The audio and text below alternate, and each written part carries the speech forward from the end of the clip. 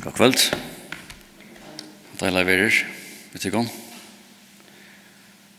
Man sier at ta vanlige personer nå og døven brukar omlai 20-40 timer av neten om allnådene om vikene. Jeg vet ikke det passer. Haktul i Rosa sier, jeg vet ikke om det passer til, det var veldig ekstremt at mange brukar i kvossier 9-11 timer av telefonen om dagen. Kan det passe? Jeg vet ikke. At det var veldig tøvel, va? Til nutida samfunnet. Det som folk kan gå ut, det som folk lærer å ta til seg, til nett. Folk er ikke sosiale langer. Altså person til person, det går fyrir seg internetten. Og det er ikke det, internettet tar brøyter samfunnet, det er det som skaper en kultur i samfunnet, det er mindre hukkboren, og det kan avvarske helt atterlig. Det som dår kan avvarske helt atterlig. Omkring vei, ja. Det er veldig vorligere sætjer. Og så kan man diskutere om det er godt eller ilt. Jeg halder det ring for samfunnet, det er mye mening. Men det er som folk ikke er i løtene, og jeg tror det er her som vi må satse, skulle vi nå udle folk, mitt landa. Vi eier 18-4 som tryggvann det nøyder det tålene som er givet noen. Og her er alle noen det garanterer et trolig tål. Det virker ofte som at kristne er sinter athilden av fylgja vi kanskje som gongt ned og ofte kommer vi innek settning, ofte årsettning og ta over under for en ratje langt og lagt romvådlig for noen nødjon. Vi kommer for sent inn.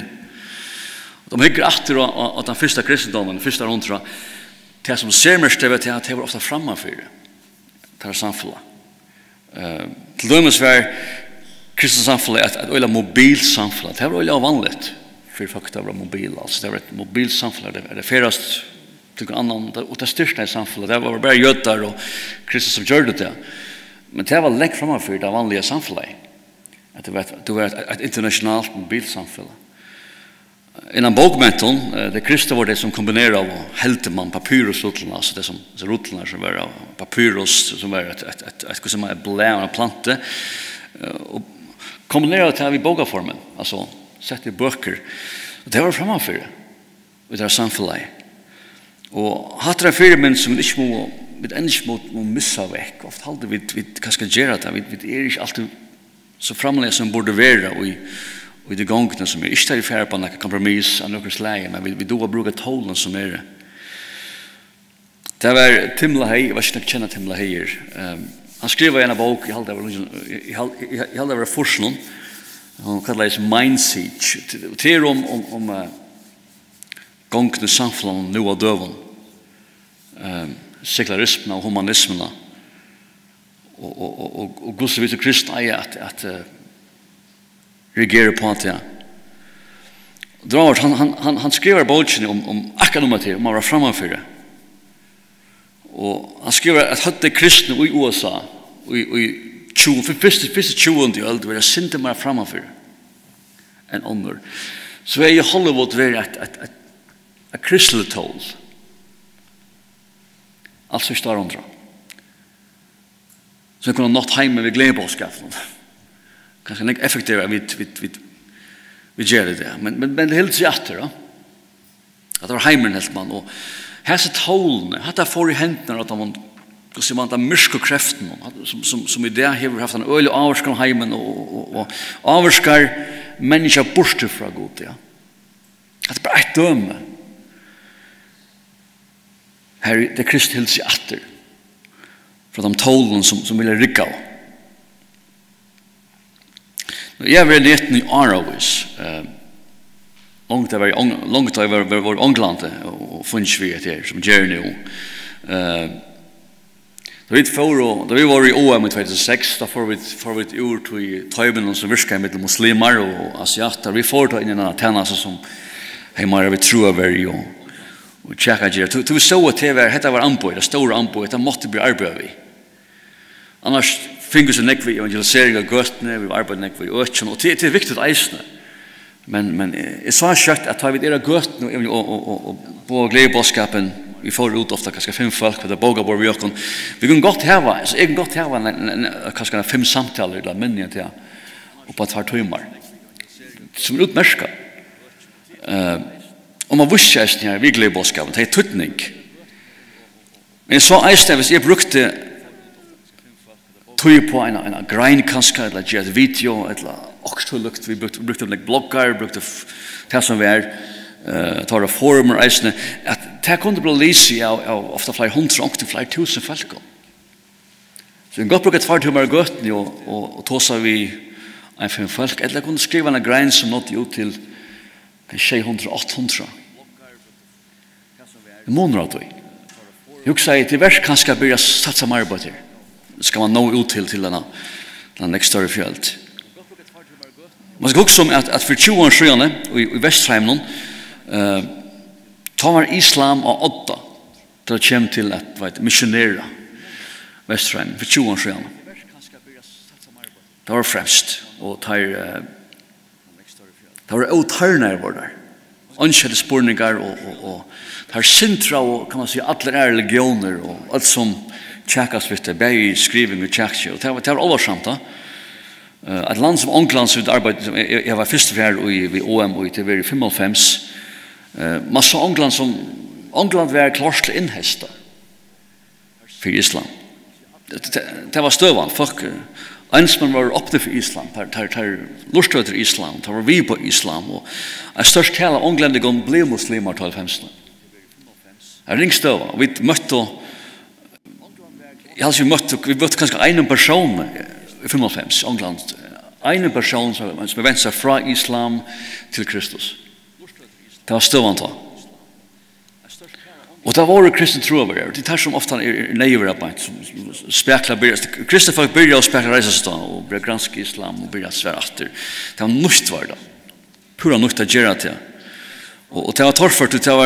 Det var inte ordentligt, hur säger man, strategiskt samspel mellan kristna tro över att göra arbete. Det var spjatter omkring och visst för andra varje gång. Det var torrfört. Muslimer var välorganiserade, det var nekver. Och där hästade oss simpelthen. Det tar först. Och så kom allnåden. Och det var först det var det all signelse. Nu blir alla så tror att skriva. Gör hemmasöjer och bloggar och vi fund out för att det kreat vi delte information och knappt hate information. Det minns hur stort för det var att man får det göttna att checka muslimer och det stod ju ensam kanske mot trusch muslimer det var en affär. Det är svärn. Det är svärn på det.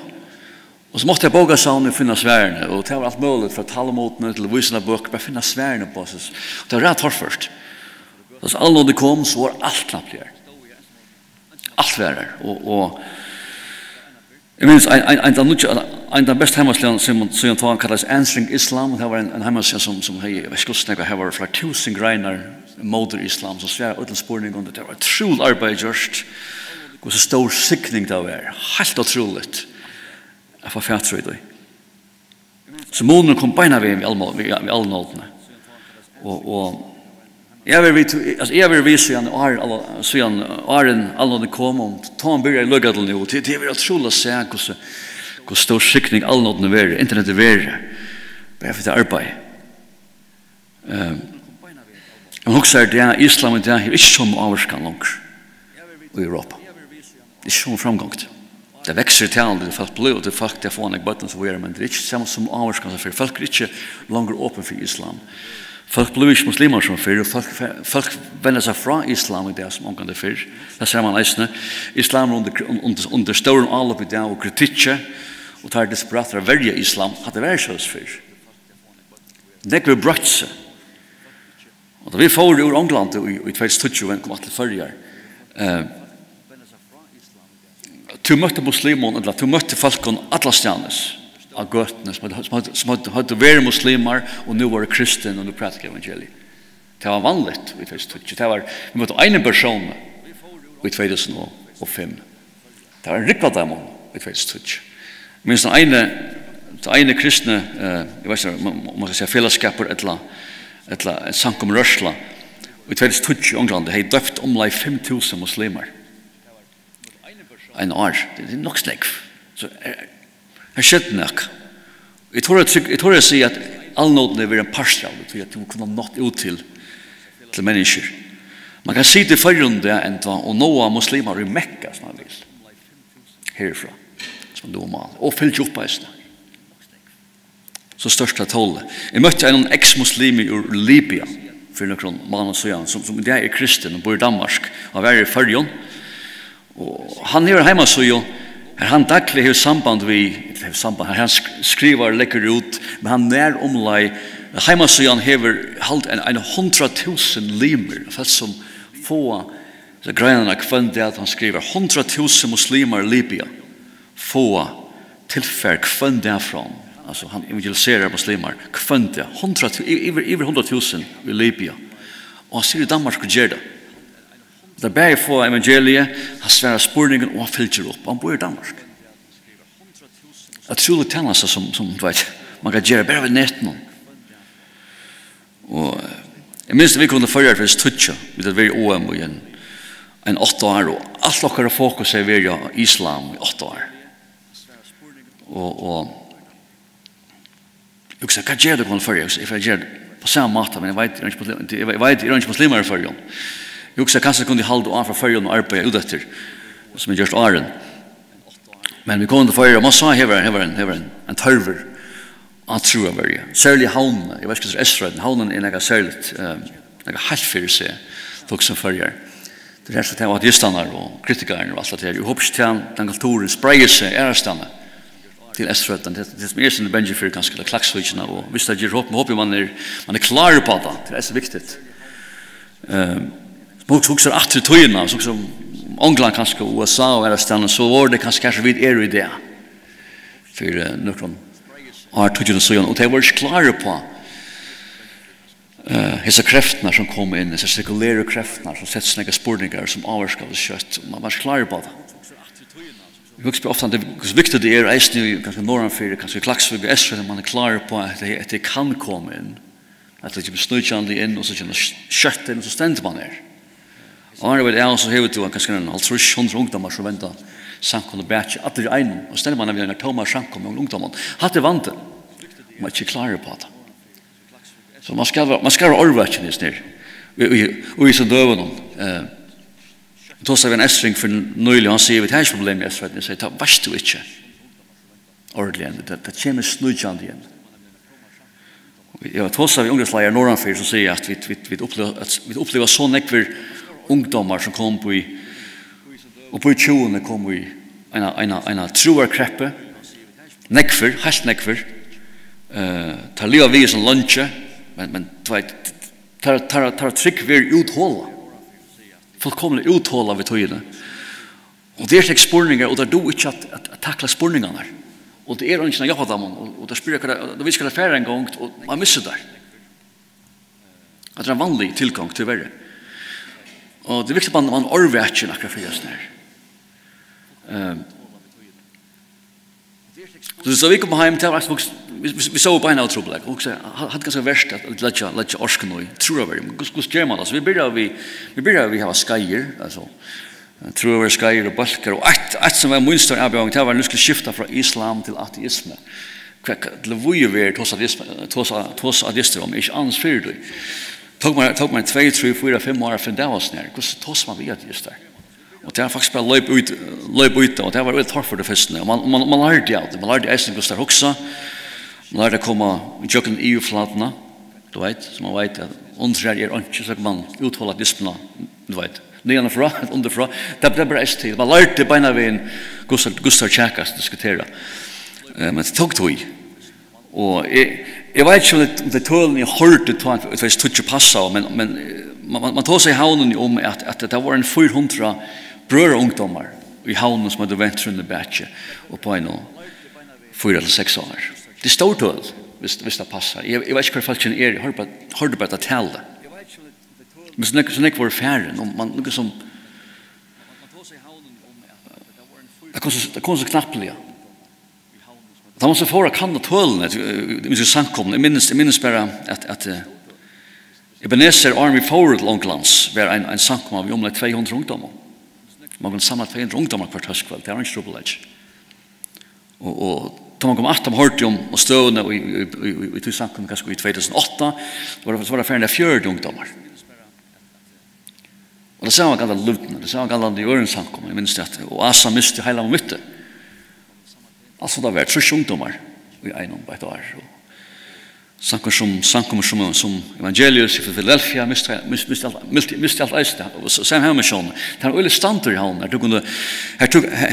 til konto så ville, hvis du virkelig ville samla 1000 mulige, kanskje i vitrøver, mulige 1000 kristne ungdommer kunne samle i havn det tiltak. Kanskje var det mulig, kanskje.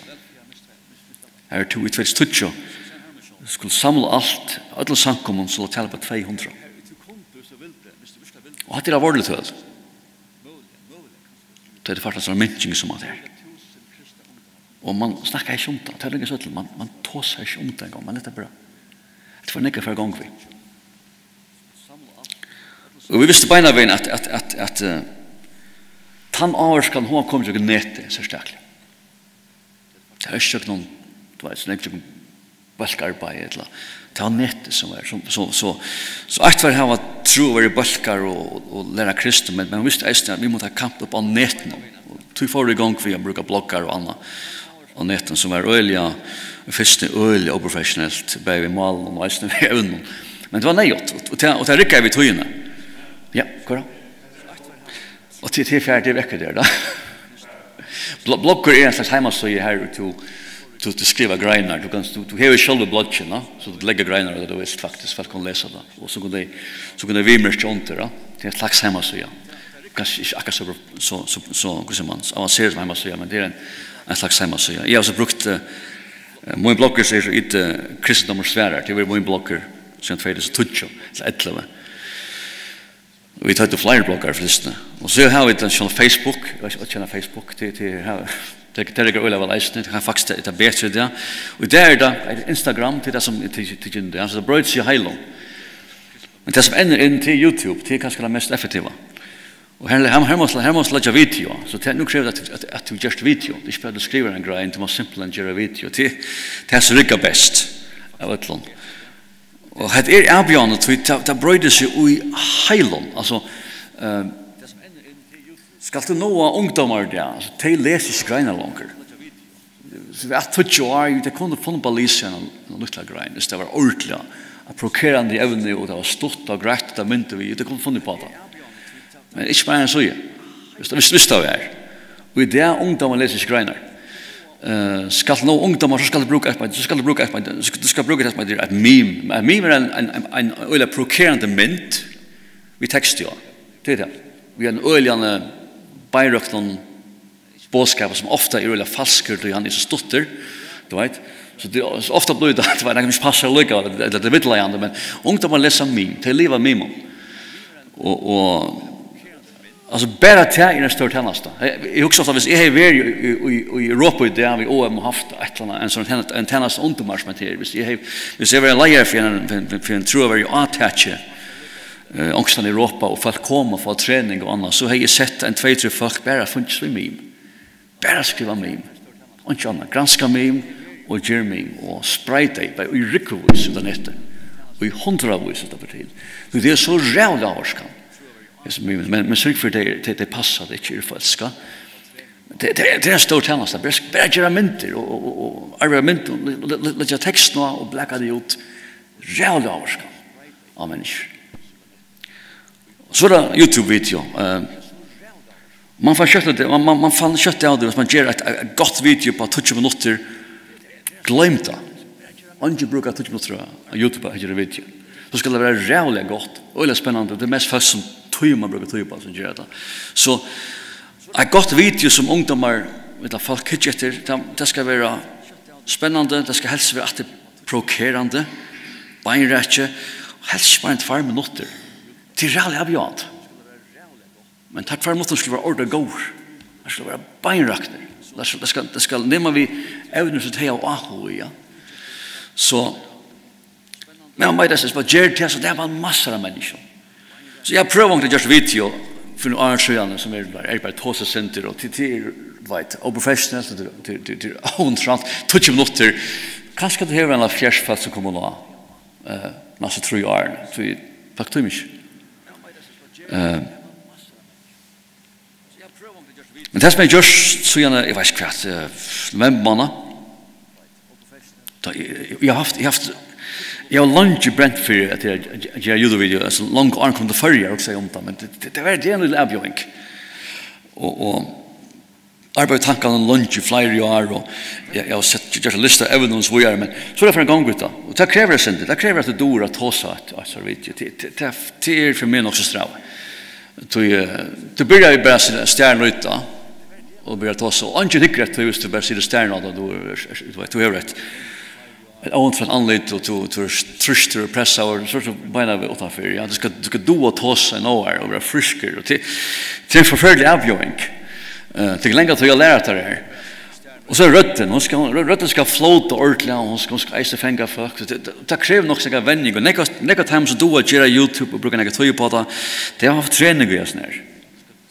Og til jeg også skal man kanskje, jeg vet i havnen skreier og ta seg en kamera. Jeg tar kanskje nekka man burde gjørst, ikke kom her til enn, men jeg vet det er mulig.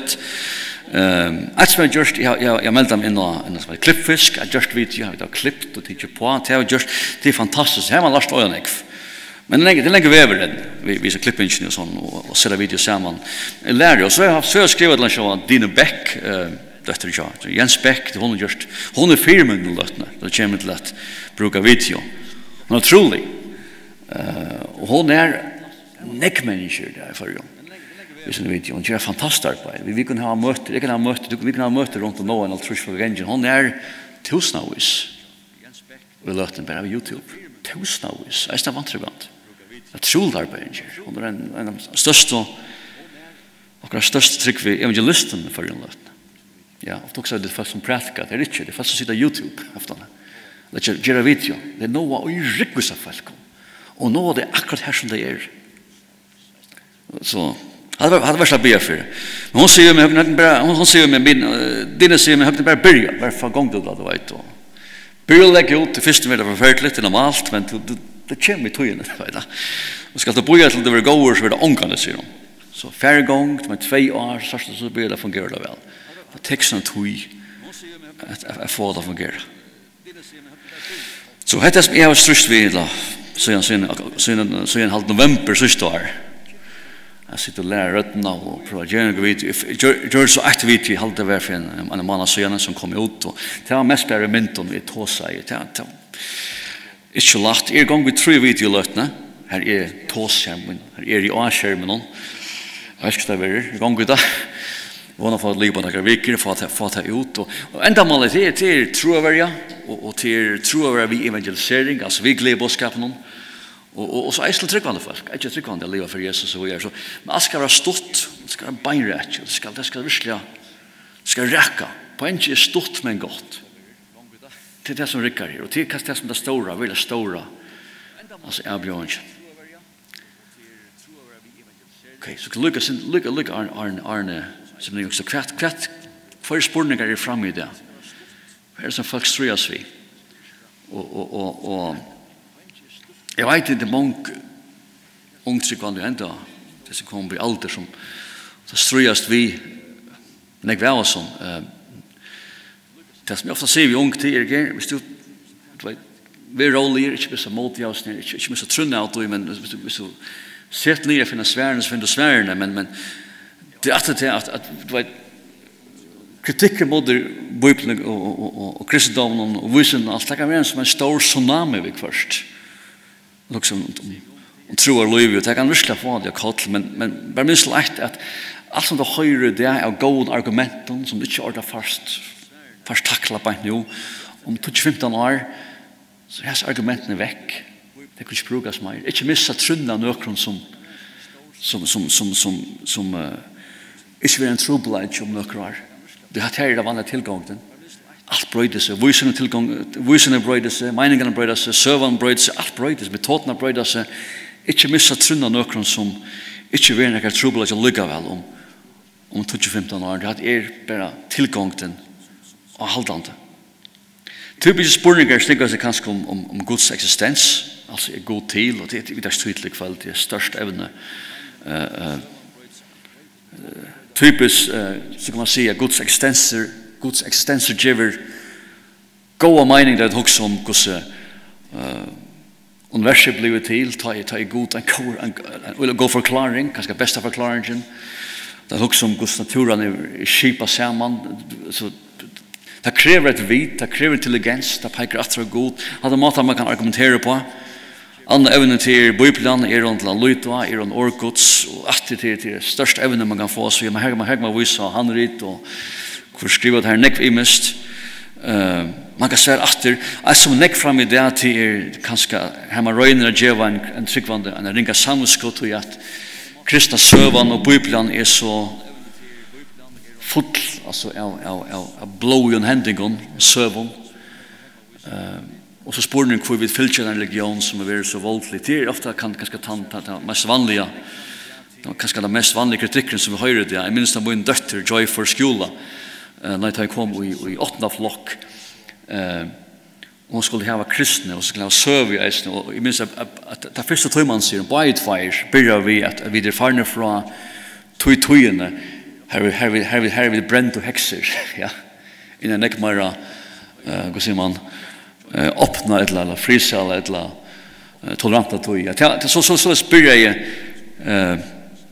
kristendomen så dötte man i havnen och så tog man nästan 8:e flock där börjar vi sån här här ständer man som en tryggvante och det var tujen vi kristna vi trodde för borgon ta brände vid kvinnor och barn till helt häxor nu där gemans långt vi lever en tolerant samhälle vad svär man på det här då hade det öliga vanligt argument det hade det öliga vanliga mat jag får tryggvande att liksom missa mot och så är det och det första är jag också det är peka och simpelt kvat lär Jesus om etik och hur det skulle leva hur det skulle huxa och så är det och kvat lär apostlarna i bröden kanske finna några basis några kristen texten så visar att jag lovade Jesus med kristen jag lovade att främja akeng och drepa under andra är några basis för tog ut de kristen texten och så visar jag verset ständer i bibeln att en mordar här inte av att leva sig det ständer att en som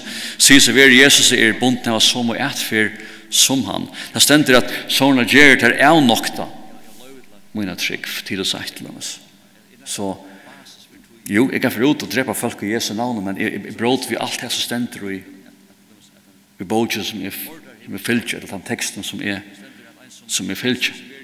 Og det er vanlig lyst av ting som vi har nevnt etter til deres krossferner, ja. Og som hvordan voldelig kristne må være, tar vi mye av den for det landet og tro på så reale folk. Man glemmer kanskje at nevne at krossferner var at det svære på at det var främmande herrar som var vi in i Europa och tog och kristna öker och slatra av folk här och det var svära på det. Så det krutch hände negravligt. Det gör det alltid, men krossfärna var först och främst att återsvära på islamska invasion av öker och London som var rockna kristen. Det är kännan till.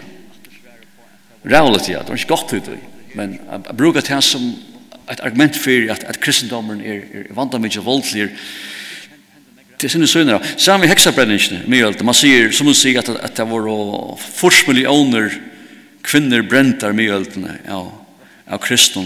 Första man spyr kvar hur det talar från.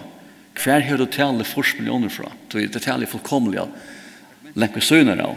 Så ganska det säga att talar kanske li om med 30,000 kvinnor bräntar över kvart 500,000 år det är. Det talar men verkligen han att kyrkan alltså katolska kyrkan som tar råd för borgen i Europa var typiskt en motorhexabränning. Det är kyrkan som brände häxor vanliga. Det var den lokala syren som var utan imensko öken och London som extererade från tiden och kristna kom. Ofta var kyrkan en motor att kvinnor häxor var brända. Ofta var det ströj vid de lokala männen. Så hade det inte vi som så kristendomen som var tagera som tar var katolska kyrkan. Det sa vi inkvisitionen, hände kjele, men det är inte vanligt så vi sutt ofta vinterna för runt och drepa och pojna folk i ryckevois. Det var osant vid kyrkene. Det hände särskilt i Spanien då för i 15:e öld. Att det råande pärer som tog iver till för gingamott och slakta och allt det som var emot dem. Och man vet att det från texten som brøven og annat som var skriva mittlen på døme og til leian I Spanien at kyrkjen får motjas ned, at det var ikke noe som man godtog. Så også etter det, så forventer det, så folk de missa arbeid det, som lømmes her er av visenlige meninger og kanskje filosofiske meninger. Vi tar en inkvisisjon I det av akkurat døven, og ikke kristelig. I akkurat sekulære samfunnet, som man har alltid haft det. Man sier, hette er så samfunnet stender fire, hvis første måte tog som så kan det ikke være vies der. Det alltid vært.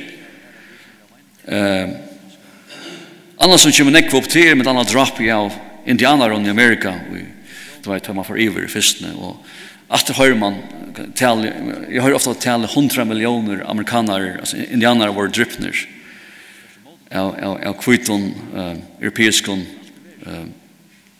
bosettige folk som flotte iver. Og at man spyrer hver har du tale 100 millioner fra? Hva det baserer av? For man så atra kanna sølevirskift som visste seg at jeg har døyen nek folk og det passer nek våre drypen av dem som flott og iver. Her var hoppdrap. Ikke 100 millioner alligevel. Det viser at de fleste som døy av de sjukene som kom iver. Vi europeere, det var slattreie. Men det er av oss at den taverende kyrkjen som var tog avstand, typisk avstand fra drapen som får fram. Av indianeren. Columbus lømmes tog under hoppdrapen. Han gjorde rævlig til Columbus. Her var en prest ved ham. Presten skriva I nye det som hendte. Og det var veldig negativt at det var respons for kyrkene på det som Columbus gjorde. Det var kyrkene tog avstand fra det som var gjort. Det ikke vi kristendom som så at gjøre. Og mange var jo et annet døme hørte at det nazismen, var Hitler en kristen. I så fall så var hoveddrapen I 17 hans par det. Så vet han avlenga kristendom. At det kan man diskutere øyland men Hitler gjør nok snakk annet enn som muslimen gjør det I Italien. Muslimer var en ateister. Han visste bare at hvis han bo I ateismen og gjør det grunnleggen, så miste han falskene. Så sjående nevnte han god og kristendom og annet til tøyer. Han helt falske tilsyn. Hitler har samme problem hvis han får måte kristendom allment, men så gav han kommunisten Estanfire. Hva sier man? Man leser teimar I landen. Men leser man livsøver ur Tysklandet, ur setter hans bare det og æren, så leser man ur livsøven, her folk greier fra gosse kristendom og spekler ved borstebeinter ur landen. Ja, nazisten. Spekler tilgångt. Annars som nekk fram, så det pedofilskandalen I katolske kyrkene. Det har man nekk om. Hvordan bøtten blevet misbrukt. Og det rent, det helt rent. Og man kan godt forsvære det skal man slett ikke. Hvis du hører sånne gang, så skal si at du var ikke rent, og du kjetter om det, og at det skreft, og det skal fram, og du heldur eisen at det rett at det som har vært det som har forbrotten seg ved refsa I til pura beint man og dem hodel bare for I verje støv at man hører om det selv å si ja, man ikke katolikk til lykka mye til å køre rundt og lykka hva gjørs du? Hvordan tjekkas man her? Jeg sier typisk først og fremst jeg pura standard jeg halder rævligt jeg får ikke tid om det helt det er alt man ikke men sier, hvis du at jeg bruker det her som en kampanje mot det kristne trunnet, hvis du gjør det, så skal du vite at her bare en dråp I havnen. Ok? At det bare en dråp I havnen. At det fyrgjenges av stor skal utenfor kyrkene, katolske kyrkene. Stor skal. Atlasstjen. Og hvis alt fokus skal være det kyrkene, og du skal glemme resten av, du har et agenda mot det kristendommen, så svits du ötlinje offrene. Det er fina greier vi peika av at det kan fyre seg av prest som vil endelig taka alla heltene vi hadde konge fyre seg alla stjernes. Og I minnes da man gjørst her så kommer folk inn til frækter rymne og sier at jeg bytter meg inn at taka fokus I av kyrkene. Det gjør ikke, jeg sier bare at det nekv problemet nekk større enn kyrkene. Nekk større. Og ikke gløyma. Altså, hva gjørst vi disse offrene? Du nekv offer, altså, samasleie fra Vatnheimon og skolen og kostskolen fra det gamle Sovjet og fra Østeuropa og Sjåmetøy. Her nekv det var et Jesus samfunn. Hvor har det rødt? Hvor er det glemt? Og da jeg nevnte det, så er folk et hadde man snakket om. Hvor er det? Hvor er det viktig å ta seg bøtten innan du kan ta seg kyrsten, og ta skal fram, enda glemmer hinene til det hadde vært atheister. Man ser agenda her, så agenda er ikke rett. Det er at du har snakket omsorgen for disse bøtten, offren, tidslig problem. Problemet er at du har et agenda mot det kristne trønne, og du misbruker disse offrene. Jeg har fått ditt agenda fram. Så kan man argumentere, da man kommer så tjekk. Og så tar ikke alt lukket vi i bøyene, nå tar vi om rævutgjør det kristne trønne. Og du sier at det tog at jeg skal legge avstand fra religion og kristendom, og tog at det var krossferer, og kvinner var brendar, og Hitler, han nevnte godnakkerferer, og kristendom, han drep jødder. Sier du at det er grunn til at jeg skal legge avstand fra min trygg, og at det er grunn til at trygg og religion er vandret mye. Altså, hva sier du om siste århundre? Sovjet, Kina, Vietnam, Nord-Korea. Det er ikke vært noe så blået århundre, så siste århundre. Men her ser dømene av hoppdrapp i rævlagen får ikke fram i kristen, religiøsen samfunnet under ateistisk samfunnet. Hvor vil jeg glemt knapt? Hvor skal jeg atle mye åpne for oss som rævlager til å det hente for noe helt faen og artøyene og søgjene. Det var bare kristne og ateister. Hvor ikke det ikke fram? Og hvis tvinn argumentasjonen er rødt, jeg skal takke avstand fra kristendommen til noe ting kjente søvende, hvor er det du ikke avstand fra ateismene? Det er også om siste århundre. Hadde bare droppen i havn og som kjækje til nekker vinkler til det, og det var sånn at du måtte vidgjøre. Men hatt her er det som skjer i det. Og tar man gjør det, eller områdene, man liksom setter sin ut av synder, man lustar, man setter sin ut av sværen i eisen, man sværer at det kanskje vi logitje, man eisen kanskje vi åregods, man byr for dem. Det er fotlig patje. At du at være en lærersvenn i Jesar, at du har tåsa av folk, at du har svære atter, at du har brukt vøypene, at du har sier ikke mer svært enn spurningen atter, men det er ikke eisen at nå det. Nå det for Jesus. Så, jeg tror det her vi skulle bare tidlig frem til. Jeg tror samfunnet for å brøydes nekvarene gjør det, det ser man. Og det her som vi gjør det, vi tror vi er bare netten og eisen i samkommen. Det her som gjør det til at det gjør oss noen tål å bruke til vi tås av folk. Tror vi er frelser omgang. Og hvis jeg selv gjør det her omgang. Det er også sånn. Man går til at folk først vet. Men det er ikke enda nått for herren. Så tror jeg ikke det som enda kan brøyde alt. Det er bare tåle som jeg kan bruke her, som er nøye folk her som det ganske er det jeg vet her spørningen. Det er godt tål. En av brukte vi ganske møterøyer, så er det utemøter, så er det sketchboard, drama, konserter. Folk er det her ut til å ta seg, og til å samtale, og til å ha spørninger, og til å det er øvelse det. Og det viktige er at vi lærer fra kristne folk at tåse, å bruke samtale med mennesker, det er det daglige. Og da er det å svære spørninger, og å svære spørninger etter. Ikke bare til at man eisene viser at man av Jesus, vi tar løyve, og vi tar bådskapet, så er det spennende ting. Det er spennende. Og jeg tror hvis vi doer til bedre, og det blir en større part av det kristne trønne og kristne samfunnet, så vi kommer å nå folk effektivere. Jeg tror ikke det at det er også man nå akkurat samfunnet, at det er så negativt endelig møter og møterøyer og samfunnsmøter. Jeg tror det er ofte kanskje nekmere fra person til person.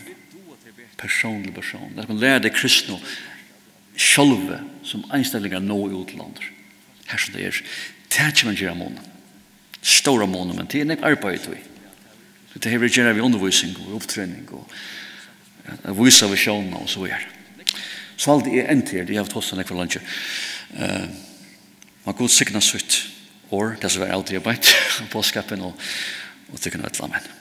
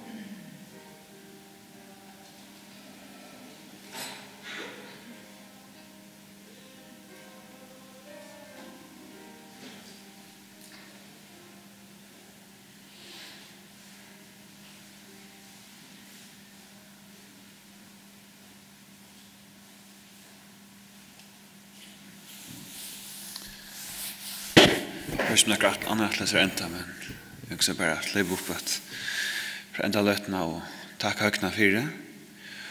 Og det tydninger mye at arbeidet, og akkurat som høyene sier, at det en pastor av det, og en tydninger mye pastor av det. Jeg ser atmosfærene som vil given, og også godt for ung tryggvande, at suttja at hese sværen og det nekka som suttja og nekka mun gerande steg undervis av glase i havn, og her gonger ønekka sånn her fyrse som tjekk noen nekka som de høyra av læraren og nekka som vil de sagt bøyles propaganda, men øysene nekka som ikke til og tar det øyla stolt av suttja frumau og nekka sånn unko hvordan åpen det men øyne er avgengerne nekvar, og tar det øyla tøytene kan mykje ut i høpnen, øyne at til dømes at det suttje til som et arbeid som høgten gjør, det er hjelpene som det øyne kan være. Og jeg husker om det verset i 4 Peters brev, kapittel 3,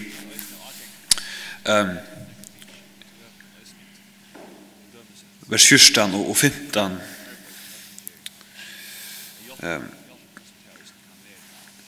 her som det senter skuld og tid nå li ilt Peter tås av folk som ganske senderat og han sier skuld og tid nå li ilt for rettvis skuld ditt sel her vi angan økta for dem og vi ikke rett nei halde Herre Kristus og gjørst tykkara og veri alltid til røyer at verja tikkun for øynene og kvarjon og kreve tikkun til råknskap for vannene som utikkun til vi spekføre og øyta. Som teg vi hava gaua samvisko, så teg som lasta gaua etfor tikkare i Kristus kunne være til skammar ut hos som teg bektala tikkun fire som ildgjermen. Du betre er luja for gauan etbor så viljegods enn fire rinkan. Og det som man så kan få om man ivs. Jeg husker selv om at her at han setter två ting sammen at altså jeg er alltid til røyer og det man ikke alltid men lykjelen til alltid det som man sier på et åren at halde Herren Kristus og gjørst tykkere og at det og utan det så for hitt omgant og gjett blir avvekst og til østene minnast høgtene og hans arbeid og akkurat bønnen og så husker jeg østene lykke at nevna Jakob sysnabat mot han skriver til min bort i Janne og leste bare hva det i her og så sier han Jakob til Terje så sier han skriver bi for mer og okkon er avveis til palborsfond om abort og i perlene til kvöld til bort nå du måste gärna be samkomna bia og bia for honom og for taimon som har møtt opp her på en øyne omhendet spurningen som en pastor som sama versligjeringen, sekulariseringen som henter i akkurat landet og øyne vi tog som at være en biande samkomma bia på en løsning til det ja, jeg skal enda på en gå feir i tersta fire kvöld, det tersta fire etter så vi da har hørt, det tersta fire at vi kunne høyre enda vinklen om henda parsten av at standa fram henda parsten av at vi er røyer at ha vært av svær at det sånn ekko matar det som møter rundt at han roppers det utemøtene det sånn ekko matar og det som høkne sier samrøvnar og samtaler og så det øysene at vi kunne bruka hetta anbøye som internet og vi bidder om at du må sikna til arbeidet tja høgna og allan hatt og hjelp på en øysene at løyda til togin først og fremst løyda seg styrst kjøtt her og minnes til at det er bare to som frelser og det er bare to som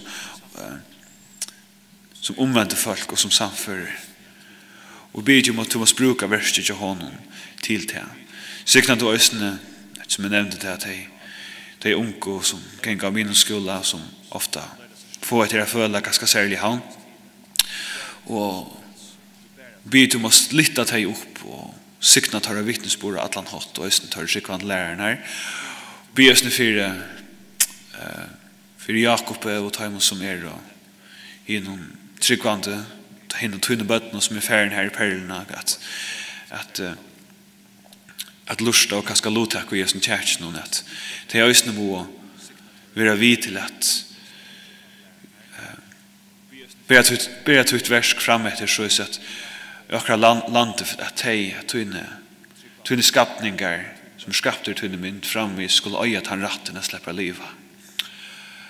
Sykna till åkom vågare, sykna dräcka månen, sykna hälsa sankomna atlan hot. I Jesu namn, amen. Så är det en dräcka månen, Jöntr.